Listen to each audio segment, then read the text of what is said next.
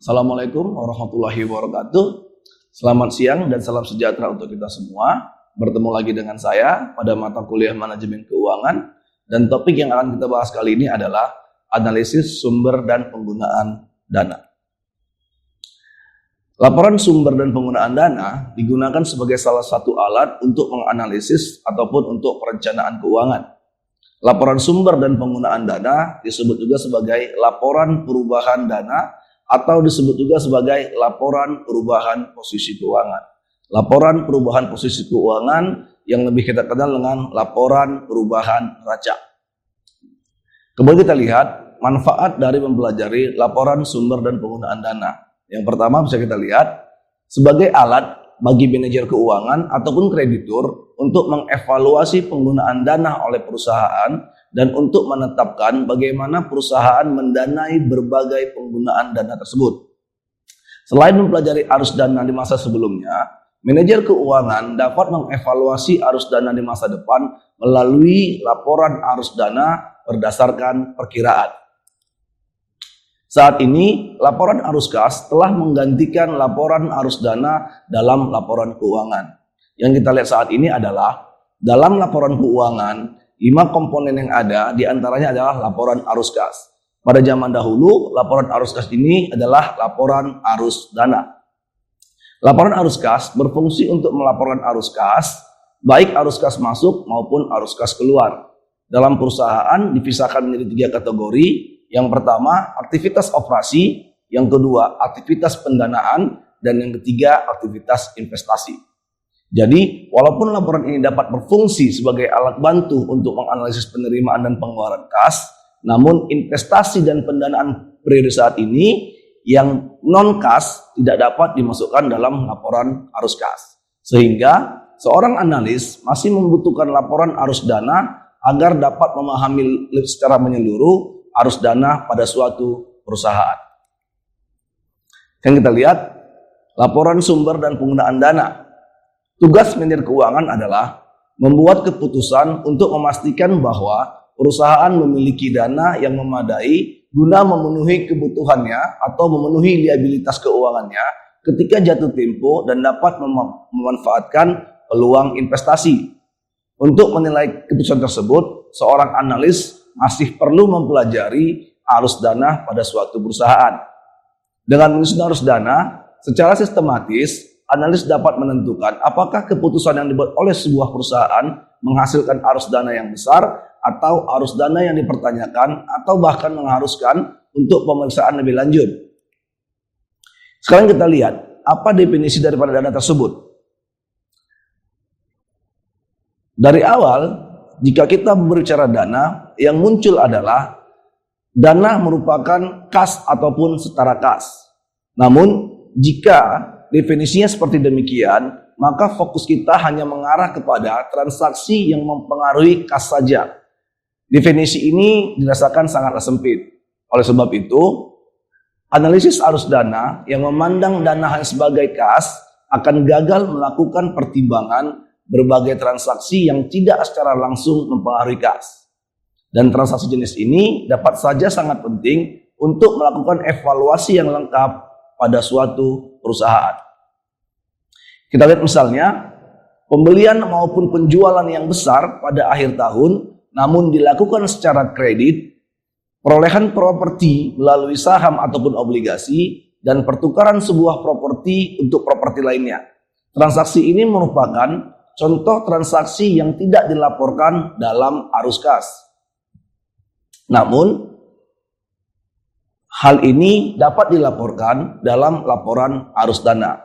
Jadi, jika pengertian dana diperluas hingga meliputi semua aset, liabilitas, dan ekuitas perusahaan, maka kita dapat mencatat semua transaksi di atas sebagai sumber dan penggunaan dana.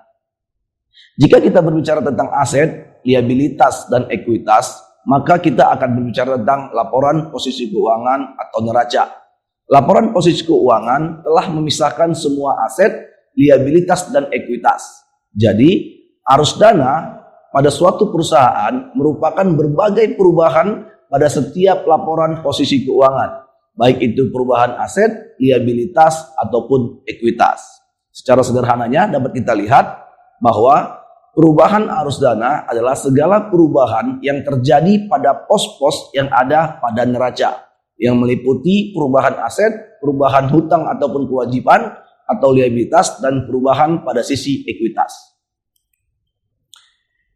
Ada sumber dan ada penggunaan dana. Kita lihat dari mana sajakah sumber dana tersebut. Yang pertama, kalau kita rangkum secara singkat, sumber dana berasal dari segala penurunan ataupun pengurangan yang terjadi pada bagian aset. Yang kedua, segala kenaikan ataupun pertambahan pada bagian liabilitas dan ekuitas. Contohnya apa? Misal, berkurangnya jumlah persediaan terjadi karena misalnya penjualan. Ini merupakan sumber dana. Yang kedua, berkurangnya peralatan. Kenapa bisa kurang peralatan? Kemungkinan terjadi akibat penjualan.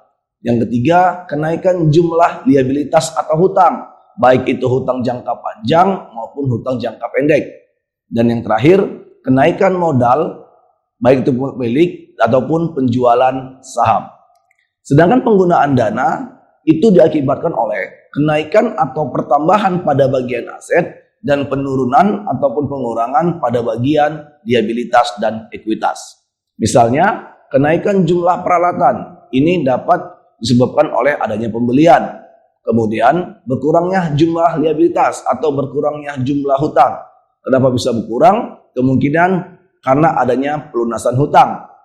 Yang ketiga, pembayaran dividen. Dan yang keempat, berkurangnya modal. Bisa saja disebabkan oleh adanya price atau penarikan pribadi.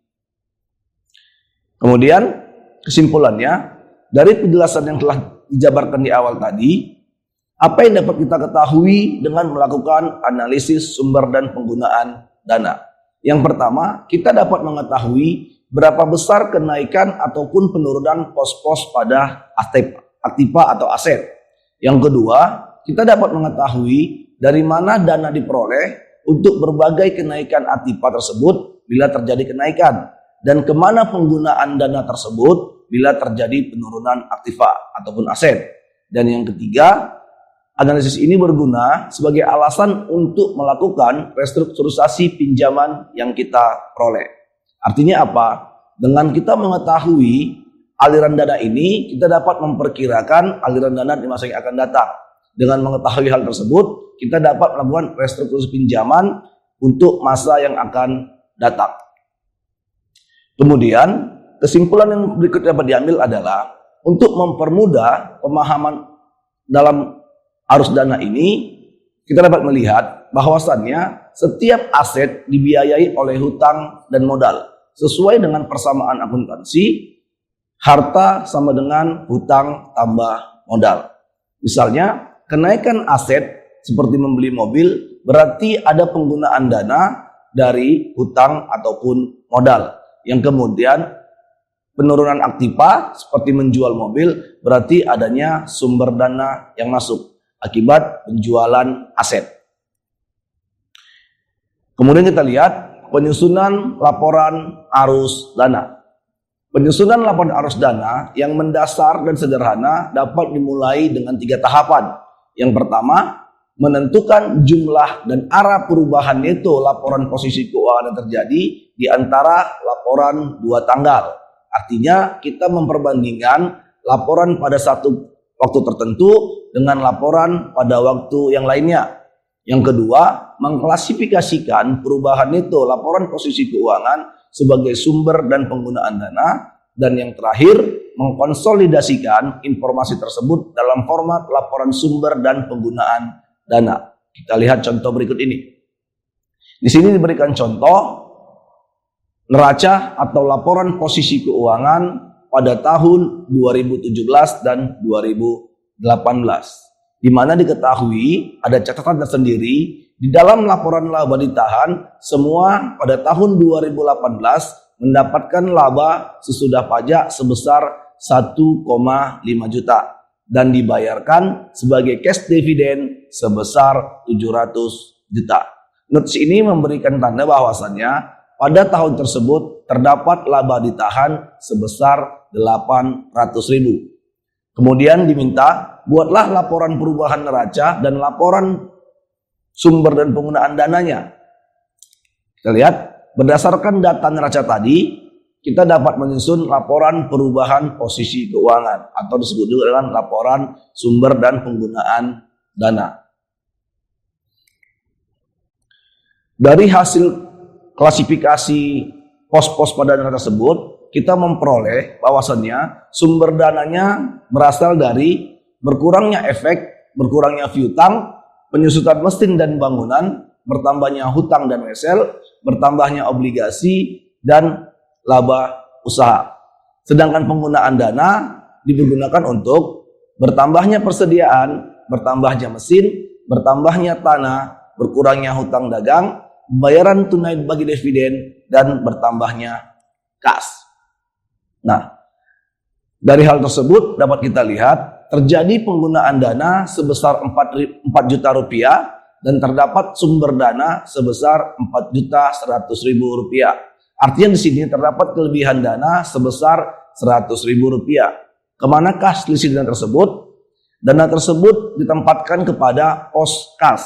Jika kita lihat, kas pada tahun 2017 sebesar 600.000 rupiah dan pada tahun 2018 kas bertambah menjadi 700.000 rupiah.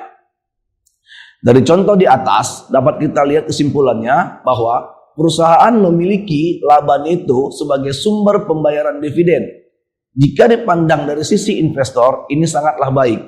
Yang kedua, aset terus bertambah dalam jumlah yang lebih besar jika dibandingkan dengan jumlah penyusutan aset. Ini juga hal yang baik, artinya terdapat pertumbuhan aset dari tahun ke tahun berdasarkan operasional perusahaan. Untuk penjelasan lebih lengkap, nanti akan diberikan contoh-contoh yang lain. Untuk hari ini kita sudah sampai di sini. Atas perhatiannya saya ucapkan terima kasih. Assalamualaikum warahmatullahi wabarakatuh.